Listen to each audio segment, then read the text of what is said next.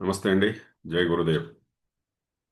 ఈరోజు ఒక జ్ఞానపత్రం జనవరి 11వ తేదీ 1996లో జరిగింది. వెగీస్ అనే ప్లేస్ స్విట్జర్లాండ్లో. విషయం వచ్చి ర్యాపింగ్ పేపర్ అని. ర్యాపింగ్ పేపర్ అంటే ఏదైనా ఒక గిఫ్ట్ని మనం చుట్టూ ఒక రంగురంగుల ఒక పేపర్తో కవర్ చేస్తాం కదా. పేపర్తో దాన్ని చుట్టేస్తాం అది అలాగా. ఆ?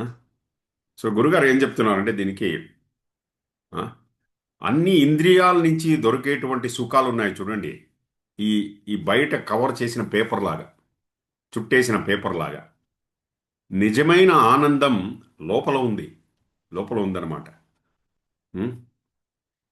సో చాలా బుద్ధి కలిగిన వాళ్ళు, మేధావులు, ఓకే, వాళ్ళ లోపల ఉన్న ఆ ఒక్క కానుక ఉంది చూడండి, దాన్ని ఎలా ఆనందించాలో ఆ, అది వాళ్ళకి తెలుసు.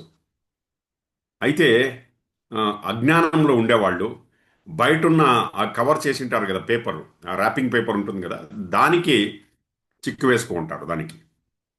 ఆ?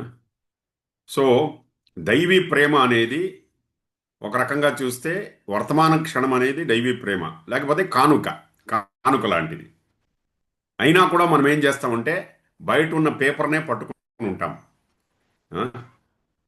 అండ్ మనం ఏమనుకుంటామంటే అది బయట ఉండేది, అది దొరికితేనే మనం దాన్ని అనుభవించామని అనుకుంటాం మనం. ఓకే. ఉమ్. సో గురుగారు ఏం చెప్తున్నారంటే ఉమ్, ఈ పూర్తి ప్రపంచం మనం అనుభవించడానికే ఉంది. అయితే దాంట్లో మిమ్మల్ని మీరు కోల్పోకండి. ఓకే. ఈ కానుక ఉంది కదా, ఈ కానుక పైన పేపర్ ఉంది చూడండి, ఆ పేపర్ని విప్పండి. లోపల ఇంకా అద్భుతమైన ఆనందం ఉంది లోపల, అంతర్ముఖమైతే అని చెప్తున్నారు గురుగారు. నమస్తే అండి. జై గురుదేవ్. Thank you.